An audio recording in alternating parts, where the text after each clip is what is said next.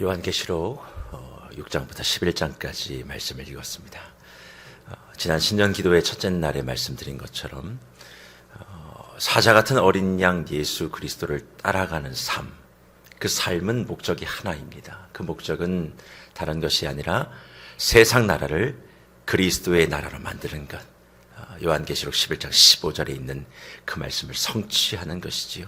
그럼 도대체 그런 세상 나라를 하나님의 나라로 만들어가는, 그리스도의 나라로 만들어가는 그 모습이 도대체 어떤 것인가, 그것을 오늘 둘째 날에 살펴보려고 합니다. 사실 오늘 우리가 읽은 본문 가운데 특별히 요한계시록 7장 1절부터 8절까지의 말씀을 우리가 살펴가다 보면 이 말씀 속에 요한계시록은 제대로 읽지 못해도 자주 들었던 그런 말씀이 등장하죠. 14만 4천 명이라고 하는 그 성도의 수.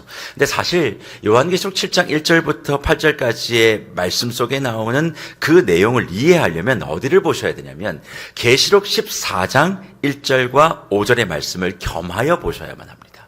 이 둘 사이의 본문을 서로 거울처럼 비추어 보면서 이 내용을 살펴가다 보면 무슨 얘기가 있냐? 세상 나라를 그리스도의 나라로 만드는 데는 반드시 뭐가 있어요? 고난이 있어요.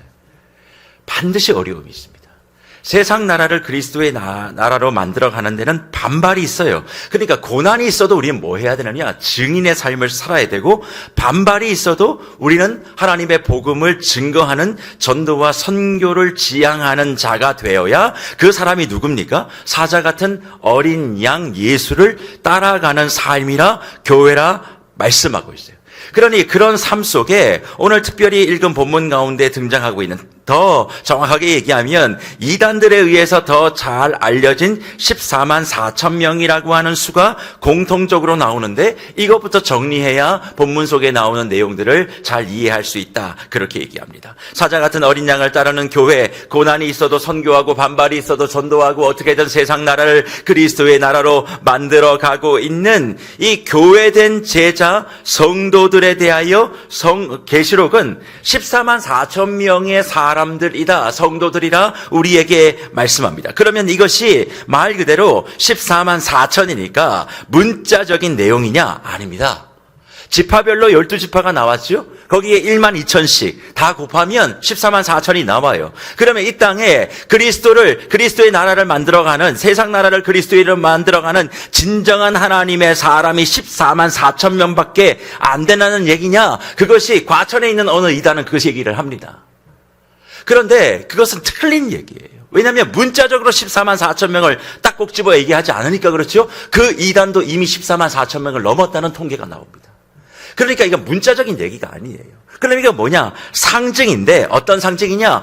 예시록 7장만 살펴보면 구약에 나오는 12지파에만 해당돼야 된다. 아마 그래서 그 이단은 다 지파별로 나누어 놨을 거예요. 그러나 우리 성경은 구약과 신약의 완성 아니겠습니까? 구약의 한 편만 보고 그것을 이야기할 수 없다는 겁니다. 그러면 도대체 14만 4천이 어떤 상징이냐? 이스라엘의 12지파와 예수님의 12제자, 12 곱하기 10입니다.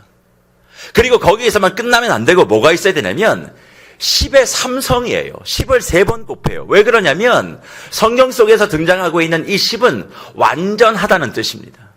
완전하다는 뜻이에요. 숫자 가운데 사실 저는 성경에 나오는 어떤 내용들을 숫자를 가지고 풀어가는 것을 굉장히 조심해야 하지만 사실 이것은 맞아요. 성경 속에서 수 가운데 10은 충만하다는 뜻입니다. 더 이상 채울 게 없는 수, 이게 10이에요. 근데 10이 3번 있잖아요. 성경의 3은 완전수를 얘기합니다. 삼위일체 하나님, 세 분이 한 분이시나 한 분이 세 분이신. 그러니까 구약의 12지파와 예수님의 12제자와 그리고 더 이상 채울 수 없는 완전한 충만과 더 이상 흠이 없는 완벽한 이 12 곱하기 12 곱하기 10의 삼성, 이것을 다하면 14만 4천. 상징적인 얘기, 구약의 하나님의 택함과 신약의 예수를 따르는 자가 더 이상 채울 것도 없이 완전한 하나님의 뭐가 된다? 성도와 교회가 된다. 그것을 상징하는 숫자가 14만 4천이지 이 교단 안에, 이 이단 안에 들어와서 뭐 이렇게 되어지면 이 사람만이 구원받고 이 사람만이 진짜 하나님의 사람이다. 그런 내용으로 하나님이 사도 요한에게 14만 4천을 이야기하지 않았다는 거예요. 그래서 14만 4천을 그렇게 이해하고 잘못 오해하는 사람들은 계시록에 나오는 7장 9절의 말씀을 전혀 읽지 않는 거예요. 그냥 14만 4천만 보죠. 왜? 14만 4천만을 주님께서 얘기하신 것이 아니라 9절에 보니까 뭐라고 얘기합니까? 이 일 후에 내가 보니 각 나라와 족속과 백성과 방언과 아무도 능히 셀 수 없는 큰 무리가 나왔다. 사도 요한이 본 건 14만 4천이 아닙니다. 14만 4천 플러스 아무도 능히 셀 수 없는 큰 무리를 봤다. 그렇게 말씀하는 거죠. 그러니까 하나님의 말씀의 성취, 곧 사자 같은 어린 양을 따라 살아가 세상 나라를 그리스도의 나라로 살아가는 사람들은 14만 4천 명이 아니라 플러스 능히 셀 수 없는 무리가 이 땅 가운데 있음을 말씀하고 있는 거예요. 그러면 이렇게 말할 수 없는, 능히 셀 수 없는 큰 무리, 그리스도의 나라를 만들기 위하여 사자 같은 어린 양을 따라가고 있는 그 성도, 그 백성, 그 교회에겐 특징이 두 가지가 있는데, 첫 번째는 이마에 도장이 찍혀 있대요. 인이 박혀 있다. 그렇게 요한계시록 14장 1절은 이야기합니다. 그런데 그 도장은 뭐가 있느냐? 이렇게 얘기를 하지요. 내가 보니 어린 양이 있어요. 그와 함께 14만 4천이 서 있는데 그들의 이마에는 뭐가 있습니까? 어린 양의 이름이 있대요. 그리고 아버지의 이름이 있습니다. 그러니까 이마에는 두 가지가 있는 거죠. 예수, 어린 양 예수의 이름과 아버지의 이름. 그럼 도대체 이마에 도대체 두 가지의 도장이 왜 찍혀 있을까? 이것은 다른 내용이 아닙니다. 그의 얼굴은 자신의 삶을 대변하는 겁니다. 그래서 늘 얘기하죠. 20대의 얼굴은 태어난 대로 사는 거지만 50대 이후의 인상은 자기가 만드는 거라고. 나의 얼굴에 내가 책임질 줄 알아야 되는 거예요. 가난하게 태어난 것은 내가 어찌할 수 없지만 가난하게 죽는 건 내 탓이에요. 철저하게 내 몫이란 말이에요. 그러니까 얼굴에 내가 뭔가를 박아놓는 것은 뭐냐면 너의 인생의 근본, 가장 잘 보이는 너의 인생에 뭐밖에 없어요? 어린 양 예수의 이름과 아버지 하나님 이름밖에 없다. 너의 삶의 목적과 너의 삶의 모든 것이 예수 외에는 하나님에는 없다는 것이 사자 같은 어린 양 예수를 따라 이 세상 나라를 그리스도의 나라로 만들어가는 사람들 14만 4천 플러스 능히 셀 수 없는 그 무리에 들어가는 사람들의 특징이라는 겁니다. 사랑하는 묵별 여러분, 여러분의 삶의 중심에는 어린 양 예수와 하나님 외에 무엇이 새겨져 있습니까? 지금 여러분의 얼굴을 한번 보십시오. 도장이 박혀 있다는 게 중요한 게 아닙니다. 여러분의 삶에 예수 이름 말고 하나님 이름 말고 뭐가 더 새겨져 있는 거예요? 오히려 예수 이름과 하나님 이름 말고 다른 것들이 여러분의 삶을 보장하는 거 아닙니까? 어느 교회 목사예요. 어느 교회 장로예요. 어느 교회 권사예요. 내가 무슨 일을 했어. 내가 무언가를 했어. 예수의 이름과 하나님의 이름 말고 다른 것이 박혀 있는 자, 셀 수 없는 그 무리에 낄 수 없는 사람들입니다. 이 땅에서는 무슨 칙을 받았는지 몰라도 내가 나의 삶에 예수와 하나님 이름 외에 다른 것이 새겨져 있는 자, 결코 그리스도를 위한 삶도 아니고 그리스도의 나라를 만들어가는 사람도 아니며 그 사람은 사자 같은 어린 양을 따르지 않는 사람이라고 이야기해야 됩니다. 그러면 그렇게 내 인상과 내 얼굴 속에 어린 양 예수와 하나님의 도장 외에 다른 것이 박혀있는 사람들은 그럼 어떤 사람들인가? 요한계시록 13장 16절 이하 18장에 우리가 잘 알고 있는, 제가 한창 80년대 중후반에 이렇게 온 나라를 들썩이게 했던 짐승의 표 666이라고 해가지고 바코드가 뭐 그러니 안 그러니 그런 얘기들 가지고 시끄러웠던 바로 그 말씀이 요한계시록 13장 16절 이하 18장에 나오는데, 짐승의 숫자가 박혀있는 자, 그러니까 한참 교회 강단에서 짐승의 표를 받고 있는 사람들이 있습니다. 그런 얘기들을 가지고 한국교회를 시끄럽게 만들었죠. 하지만 그것은 과장된 겁니다. 이것은 무엇을 이야기하느냐? 요한계시록 14장 1절에 어린 양 예수와 하나님의 이름 말고 다른 삶을 살아가고 있는 사람들을 상징적으로 얘기하고 있는 거죠.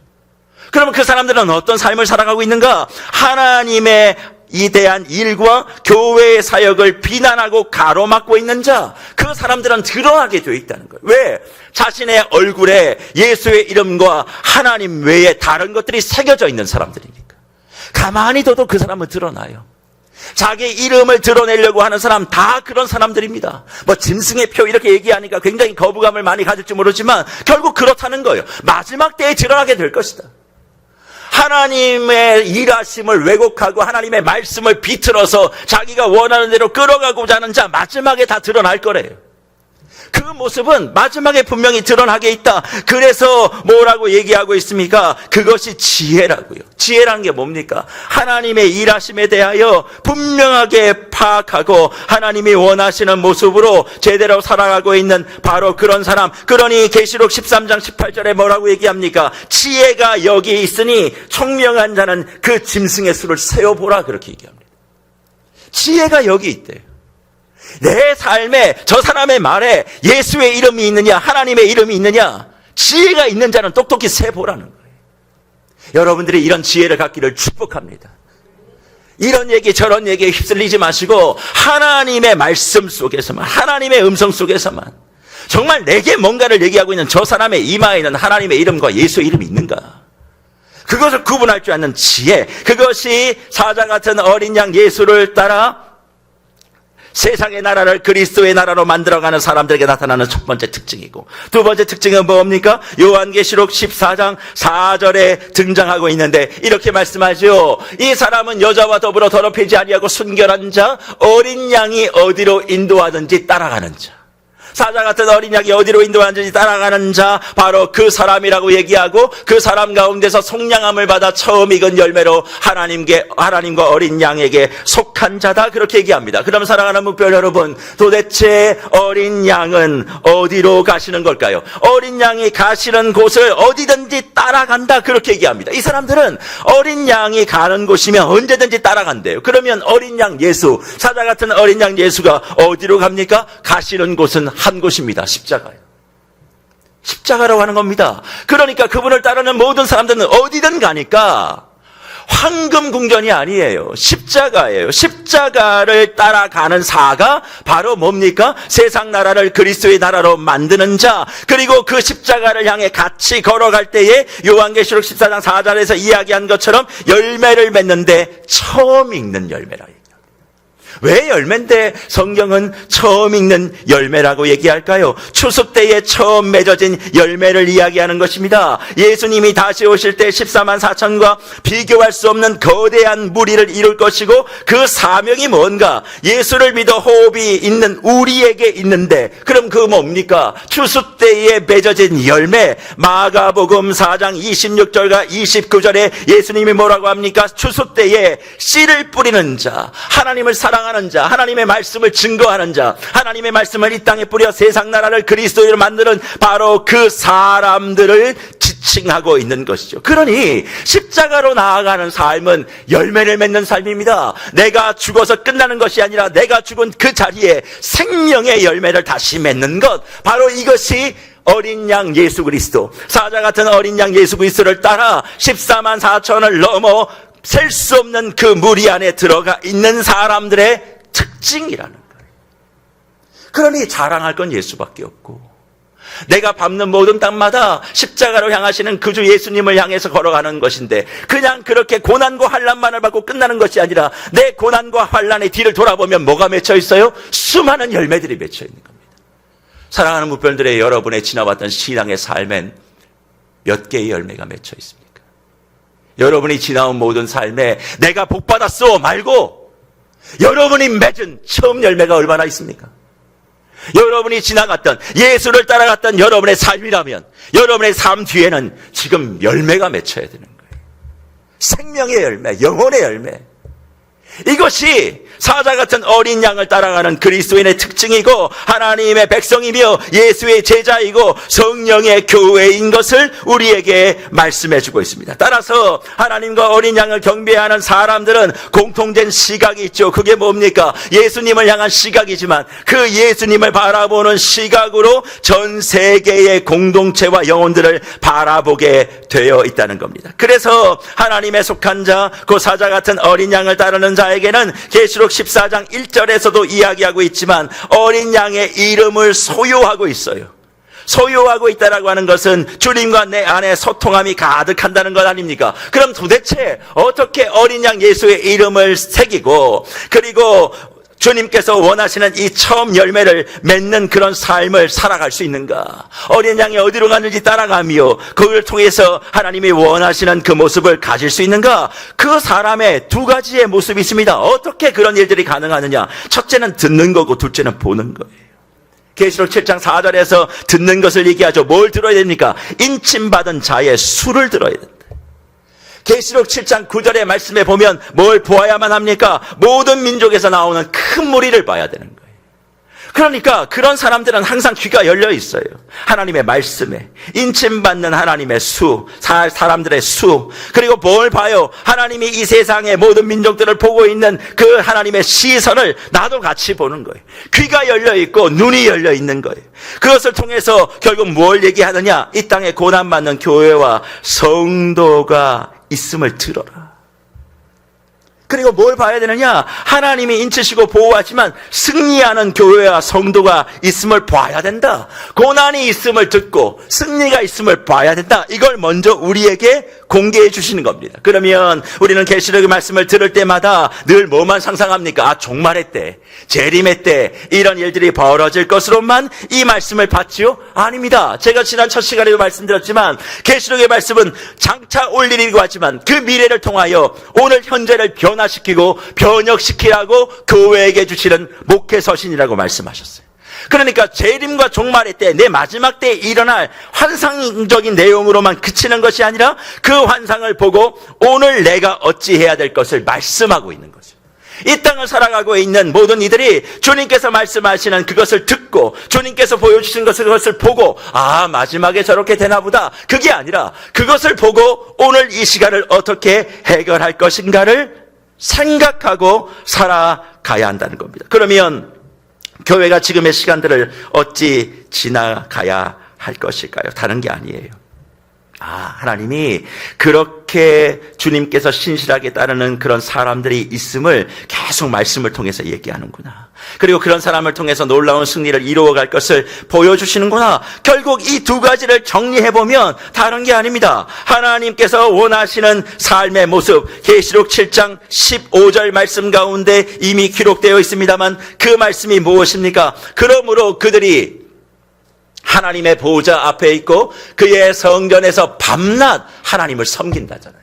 밤낮 하나님을 섬김에 보호자에 앉으신 이유가 그들 위에 장막을 치셨다. 밤낮 하나님을 섬긴다. 이것이 도대체 무엇입니까? 저와 여러분의 삶 속에서 주님이 원하시는 것은 바로 이 모습이에요. 내가 죽어 천국에 올라가서 주님과 밤낮으로 예배드린다는 얘기가 아니라 지금 여러분이 있는 이 자리에 밤낮 하나님을 섬기는 삶을 살아야 된다. 그러면 어떻게 우리가 먹고도 살아야 되는데 밤낮 하나님을 섬깁니까? 이걸 쉽게 얘기하죠. 예배하는 공동체가 되면 된다고. 하나님 앞에 예배하는 것이 주일날 교회에 나와서 이렇게 예배드리고 신년기도에서 예배드리는 끝나는 것이 아니라 저와 여러분의 매일 일상은 하나님께 올려드리는 예배예요. 하나님을 섬기는 거란 말이에요. 그러니까 내가 밟는 땅마다 내가 만나는 사람마다 이건 다 예배입니다. 내게 오는 모든 사람들을 내가 그래서 함부로 대할 수 없는 거예요. 하나님이 보내신 자들, 내가 지금 하고 있는 일들, 내가 먹고 살기 위해서 하는 일 아닙니다. 하나님을 예배하는 그 일이에요. 그러니까 이 일이 작은 일이든 적은 일이든 세상은 구분할 수 있겠지만 하나님 앞에서는 다 똑같은 거. 무엇을 받든 크든 작든 이건 내가 하나님을 섬기는 것, 예배하는 것. 그렇게 얘기해서 결국 하나님의 백성이 뭡니까? 하나님의 선교와 전도를 다 이루어가는 그 재림의 모습을 미리 보며 지금의 삶을 살아가는 것. 이것이 사자 같은 어린 양 예수 그리스도를 따라 하나님의 백성으로 하나님을 예배하고 섬기는 교회의 모습이라 우리에게 말씀하고 있습니다. 그러니 하나님을 섬긴다는 것은요, 시각이 굉장히 넓어지는 거예요. 다민족적이고 다문화적이고 다인종적이에요. 모든 것을 말씀만 위배가 되지 않으면 받아들일 수 있는 그런 자세, 이것이 예수를 따라가는 사람들의 모습이라는 것이죠. 하지만 이것을 반대하는 수많은 요소들이 우리 가운데 많이 있습니다. 특별히 폐쇄적인 한국 사회, 경직된 한국 교회 안에, 전통 교회 안에의 모습이 바로 그것이지요. 한국 사회 안에는 뭐가 많냐면 인종차별이 의외로 많습니다. 단일민족이라는 자부심을 가지고 있어서 타 민족들에 대해서 엄청나게 차별해요. 자민족 중심이 너무나 강하죠. 그리고 또 뭐가 있습니까? 그러다 보면 이렇게 인종차별과 자민족 중심이 강한 민족일수록 뭐가 많냐면 텃세가 되게 많아요. 내 영역 안에 들어오지 말라는 거예요. 우리끼리 잘 살고 있으니까 제발 침해하지 말라는 거예요. 그리고 오리 컴플렉스가 되게 많아요. 다 나랑 조금만 다르게 생기면 막 그냥 이렇게 집단으로 린치를 가하는. 이것이 우리 민족의 모습이고 자랑스러운 또 잘하는 모습도 있지만 이것이 교회 안에 신앙 안에서 딱 생겨다 보면 우리 방식이 더 낫다고 딱 고집을 부려버려요. 그러다 보니까 이 신앙의 공동체 안에 교회가 외부와 내부에서의 갈등과 분열이 생기는 것 아니겠습니까? 왜 그럴까요? 죽임을 당한 예수님의 비전보다는 나의 경험과 나의 생각이 더 중요하기 때문에 하나님이 보고 계시는 것을 보고 하나님이 말씀하시는 것을 봐야 그게 교회인데 교회가 하나님이 말씀하시는 걸 들으려고 하지 않습니다. 하나님이 보여주시려고 하는 건 보지 않습니다. 그의 비전보다는 나의 경험, 나의 생각, 우리 교회가 어떻게 해왔다. 그러니 앞으로도 그렇게 가야 된다. 하나님이 뭘 말씀하시는지 뭘 보여야 되는지는 전혀 관심이 없어요. 그건 교회가 아니죠. 예수님의 비전과도 맞지 않고 세상과도 담을 쌓는 그것은 교회가 아닙니다. 그런 차원에서 우리 세계로 교회라고 하는 이 이름을 오늘 신년 기도회엔 은혜의 대장정 4년차를 시작하는 이 시간엔 다시 한번 생각해 볼 필요가 있어요. 왜 우리 교회를 하나님은 세계로 교회로 만들어 놓으셨는가? 뭐 세계 선교가 어떻고 세계를 품고 그런데 묵별 여러분, 그거 이름에 대하여 의미를 생각하기 전에 새로운 사람들을 먼저 품으세요. 세계적으로 뭐 될 생각하지 마시고 새로운 이들을 먼저 품고 새 생명 중심의 교회가 되고 전도하는 교회가 되고 선교하는 교회가 되어질 때 우리 교회가 완성되는 거예요. 근데 왜 우리가 그걸 잘 하지 못하느냐? 새로운 사람도 지금 못 품는데, 새로운 사람도 내가 품어내지 못하는데, 나만 나하고 조금만 다른 게 있어도 그냥 집단으로 린치를 가하고 있는데 무슨 세계입니까? 세계로 나가기 전에 새로운 이들부터 먼저 품어요. 그것을 감당하게 될 때 주님은 점진적으로 새 생명 중심의 이 교회가 전도 중심의 교회가 되고 전도 중심의 교회가 선교하는 교회로서 이 이름의 완성을 저와 여러분의 삶에 보여주실 줄 믿습니다. 그리고 그것을 감당할 때 그 사람을 성경은 성도라 부르는 거죠. 특별히 요한계시록에 성도라는 말은 13번 정도 등장합니다. 문자적으로 성도라고 하는 말은 거룩한 무리들이라는 말이죠. 하지만 요한계시록에서 성도는 하나님의 백성을 총칭합니다. 거룩하지 않아도 하나님의 거룩함에 참여하기 때문에 성도라 부르신다는 겁니다. 그런데 그 성도로 부르심을 받은 사람에게는 특징적인 옷이 있대요. 그게 요한계시록 7장에 나와요. 어떤 옷을 입습니까? 흰색 옷을 입습니다. 그런데 이 흰색 옷은 예수 어린 양의 피로 세탁된 흰 옷이에요. 그러니 성경 속에서 계시록에서 특별히 하나님 어린 양 예수 그리스도를 따라 살아가 세상 나라를 그리스도의 나라로 만들어가기 위하여 고난과 환난이 있음에도 불구하고 주님께서 말씀하시는 곳이든 어디든 가서 새 생명을 품고 잉태하고 열매 맺고 있는 그 사람들이 가지고 있는 드레스 코드가 하나 있는데 그것이 흰옷이라는 거예요. 그런데 흰옷만 입느냐? 아니에요.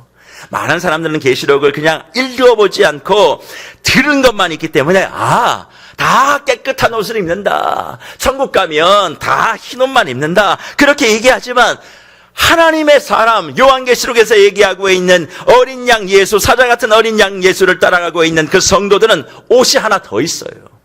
드레스 코드가 2개란 말이에요. 하나는 흰옷, 그리스도의 보혈로 씻어진 흰옷이지만 하나는 뭘까요? 계시록 19장 8절에 등장하는 깨끗한 세마포입니다. 이 세마포는 뭡니까? 성도들의 옳은 행실이라 그렇게 얘기합니다. 의로운 행위를 이야기하는 거예요. 그러니까 예수의 피로 세탁된 흰옷을 입고 끝나는 게 아니라 의로운 행위에 세마포를 입어야 이것이 하나님의 백성, 예수의 제자, 성령의 교회, 천국의 드레스 코드라는 거예요. 내가 예수를 믿어 구원받았다는 걸 끝나는 것이 아니라 그 구원받아 등장하고 있는 의로운 삶의 모습이 우리 가운데 있어야 한다. 그렇게 분명히 말씀하고 있습니다. 그러면 도대체 이 천국의 두 가지의 드레스 코드가 구체적으로 무엇인가를 이야기한다면 요한계시록은 계시록 14장 4절의 말씀을 통하여 이렇게 우리에게 얘기합니다. 여자와 더불어 더럽혀지지 않고 순결한 삶을 사는 것이다. 그렇게 얘기하죠. 도대체 이 말씀의 의미가 무엇인가? 복잡한 얘기가 아닙니다. 진영을 거룩해 하시는 하나님의 명령이 구약에 등장합니다. 그 말씀이 뭐냐면 신명기 23장 9절에 있는 말씀인데 그 말씀이 이래요. 내가 적군을 치러 출진할 때 모든 악한 일을 스스로 삼갈지니 너희 중에 누가 밤에 몽설함으로 부정하거든 진영 밖으로 나아가 진영 안으로 들어오지 않아야 된다. 그렇게 말씀하고 있습니다. 적군을 향해서 나아가기 직전에 우리의 진영을, 하나님의 진영을 거룩해 하는 그 명령을 요한계시록 14장 4절에서는 분명히 얘기하고 있다는 거죠. 결국 하나님의 성도, 사자 같은 어린 양 예수 그리스도를 따라 살아가는 하나님의 진실한 성도는 복음 증거, 그리고 복음 전도, 복음 선교의 군대의 진영을 갖고 있는 사람들이. 저와 여러분들은 예수를 믿어 천국 가고 예수를 믿어 복 받은 것으로 끝나는 것이 아닙니다. 신앙의 목적이 그게 아니에요. 우리는 세상 나라를 그리스도의 나라로 만들기 위하여 하나님께서 흰 옷을 입히고 세마포를 피워서 거룩한 하나님의 진영으로 만들어 놓은 하나님의 선교의 군대입니다. 그런데 이 군대에게 뭐가 필요합니까? 더 높은 순결함과 하나님께서 원하시는 거룩함이 필요하다 말씀하고 있습니다. 그러면 도대체 더 높은 삶의 도덕과 필요가 구체적으로 무엇인가? 요한계시록 14장 5절에서 뭐라고 말씀하십니까? 이렇게 얘기하죠. 그 입에 거짓말이 없고 흠이 없는 자들이다. 그렇게 얘기합니다. 그 입에 뭐가 없어요? 거짓말이 없고 흠이 없는 자. 이게 도대체 뭘 얘기할까요? 결국 말이라는 거예요. 말. 저와 여러분의 말에 거짓말이 있는 데는 진영을 더럽히는 자입니다. 진영을 더럽히는 자. 교회에서 거짓말하는 자 아니라는 거예요. 머리에, 이마에 예수의 이름이 있고 하나님의 이름이 박혀 있고 드레스 코드를 입고 있는 사람은 절대 이걸 할 수 없다. 왜? 이건 진영을. 그래서 제가 송구영신 예배 때도 말씀을 드렸고 그리고 신년기도회 1호차도 말씀드렸지 않습니까? 나의 말이 하나님의 진영을 무너뜨리는 거예요.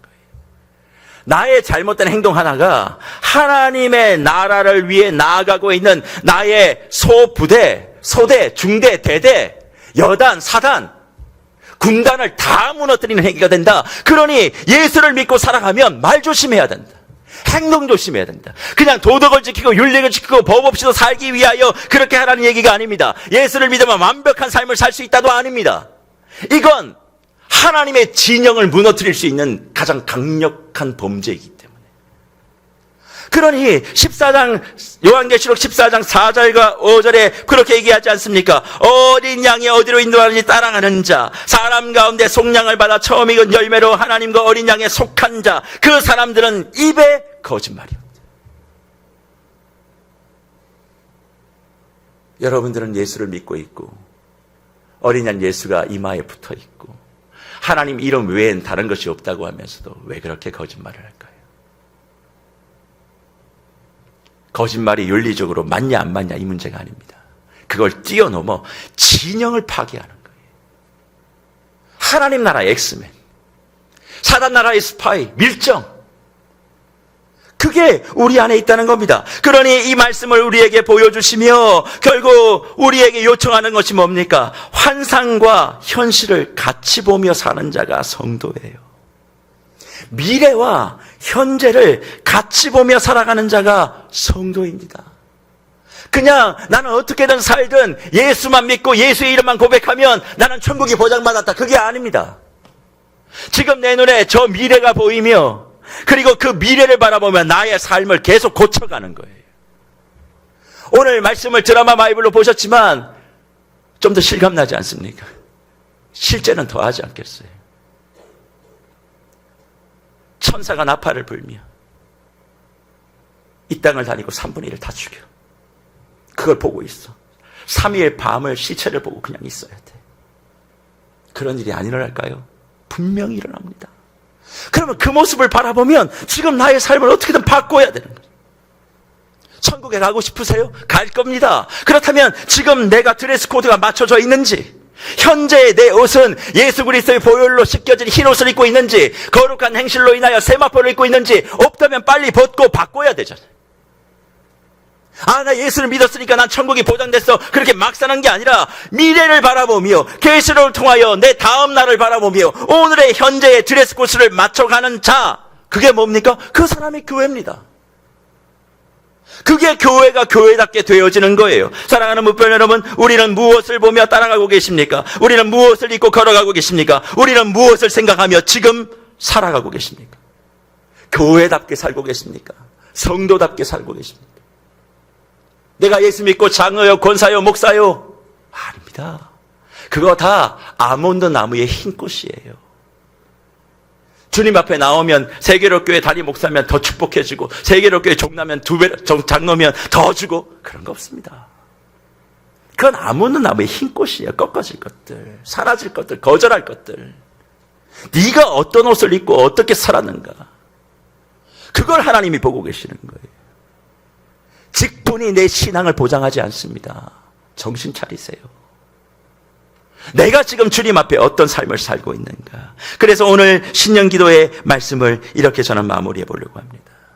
무언가 오늘 신년기도의 주제를 지난 가을에 주님께서 말씀을 주셔서 깊이 묵상하고 천상루비라고 했어요. 하늘천 윗상, 하늘 위에서 눈물 루자, 비 슬플 비자. 그 무슨 얘기입니까? 하늘 위에서 슬픈 눈물이 떨어진다는 뜻이. 근데 사랑하는 무별 여러분, 루비는 다이아몬드보다 더 비싼 보석입니다. 빨간색, 미얀마에서 제일 최고품이 나온대. 근데 그 빨간색 루비가 상징하는 상징이 뭔 줄 아십니까? 돈과 권력입니다. 우리는 예수 앞에 나와서 루비를 달라고 얘기합니다. 예수를 믿었으니 돈 많이 벌게 해달라, 권력 갖게 해달라, 더 잘 되게 해달라. 다 내 루비를 내어놓으라 예수 앞에 나옵니다. 그런데 그 빨간색 부와 권력에 상징되는 루비를 찾고 있는 저와 여러분의 손에 주님이 뭘 떨어뜨릴 줄 아십니까? 피눈물, 천상 루비. 피눈물을 떨어뜨리며 보석 루비가 아니라 주님의 핏방울을 떨어뜨리시는 겁니다. 네가 원하는 복이 그거냐? 내가 그것을 위해서 십자가에 못 박혀 죽은 줄 아느냐? 너는 지금 어린 양 예수가 따라가고 있는 그 길을 가고 있느냐? 네가 원하는 것은 도대체 무엇이냐? 예수를 믿는데 빨간색 루비 좀 주세요. 다이아몬드보다 더 좋은 거 주세요. 내가 이렇게 헌신하고 이렇게 애를 썼는데 왜 저 사람보다 내가 더 적게 받아야 됩니까? 그렇게 하루 종일 주님 앞에 원망하고 따지고 있으며 내 루비 달라고 하는 저와 여러분의 두 손에 주님은 천상 루비를 떨어뜨리시며 피눈물을 담아주시는 거예요. 그 피눈물을 받고 있으면서도 내 루비 어딨냐고 따지고 계십니까? 도대체 교회는 어디 있으며 성도는 어딨냐고. 계시록을 통하여 지금 너의 모습을 좀 바꿔보라고. 사자 같은 어린 양 예수 그리스도를 따라 살아가는 삶의 모습을 갖춰보라고.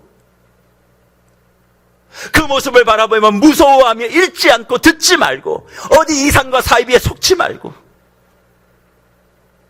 정말 너의 삶에 무엇을 보고 따라가고 있냐고, 무엇을 입고 걸어가고 있냐며, 도대체 무엇을 생각하며 사냐고, 넌 정말 교회답냐고, 성도답냐고, 너의 입에는 왜 그렇게 거짓말이 많냐고. 그것을 2025년을 시작하며 우리에게 말씀합니다. 그러면 많은 분들이 이렇게 얘기할 수 있습니다. 목사님, 아무리 세상 나라를 그리스도의 나라로 만들려고 해도 이 세상 만만치 않습니다. 이 세상 정말 쉽지 않습니다. 번번이 패배합니다. 네, 압니다. 우리 이렇게 산다고 해서 내 하나가 세상을 바꾼다라고 저는 생각하지 않아요. 그럼 왜 해야 되느냐? 그걸 막 고민하다가 한 사람이 떠올랐어요. 윤봉길 의사. 1932년 4월 29일 중국 상해 홍콩 공항에서 그 당시 일본 대장 스라우치 비롯한 수많은 사람들을 폭탄에 의해서 했던 대한민국 광복군의 이 장군 우리 윤봉길, 그분이 잡히고 난 다음에 재판 과정에서 검사가 이렇게 묻죠. 시라우치 대장 하나를 죽인다고 조선의 독립이 이루어질 거라고 생각하냐고. 윤봉길 의사가 뭐라고 대답했을까요? 될 수 있다고 생각했을까요? 아닙니다. 독립이 될 거라고 생각하지 않는다고. 그럼 왜 이런 짓을 하느냐? 그랬을 때 검사 앞에서 신문 받으며 그가 이렇게 얘기합니다. 상국군인 한두 명을 살해하는 것만으로 독립이 쉽게 될 리는 없지만, 따라서 이번 사건과 같은 것도 독립에 직접적인 효과가 없음을 충분히 알고 있다. 하지만 단지 기대하는 것은 조선인의 각성을 촉구하고 나아가 세계로 하여금 조선의 존재를 명료히 알게 하기 위하여 내가 그 일을 했다. 나 하나가 하나님 나라를 위해서 폭탄을 던져 죽는다 할지라도, 그래서 32년 12월 19일인가요? 십자가 형틀에 맞춰 묶여가지고 총살로 죽습니다. 순국하죠. 나 하나는 세상을 바꾸지 못해서 죽을지 몰라도 무슨 일이 벌어집니까? 그 정신이요, 열망이요, 다 각자의 삶에서 세상의 나라를 그리스도의 나라로 만들어 보려고 애를 썼지만 일주일 동안 패배하고 올 수 있습니다. 다시 예배의 자리에 모여 정신을 회복하는 거예요. 바꾸지 못한다 할지라도 하나님의 나라를 분명히 세상에 알리고 그리스도인으로서의 각성을 촉구하기 위하여 교회가 교회답게 살고 성도가 성도답게 살고 자녀들에게, 그래, 그렇게 예수 믿고 말씀대로 했더니 안 되지, 네가 뭐 잘못해서가 아니야, 세상은 원래 그래. 하지만 그럼에도 아빠는, 엄마는 말씀대로 갈 거야. 그렇게 지질이 쿵상맞게 살지 마세요. 세상처럼 좀 살아보세요. 아니, 그래도 우리는 그리스도인답게, 하나님 나라 교회답게, 사람들이 다 손해본다 할지라도 지역을 위하여, 민족을 위하여, 열방을 위하여 그렇게 가보는 거야. 알아주지 않아도 주님은 알고 계시니까.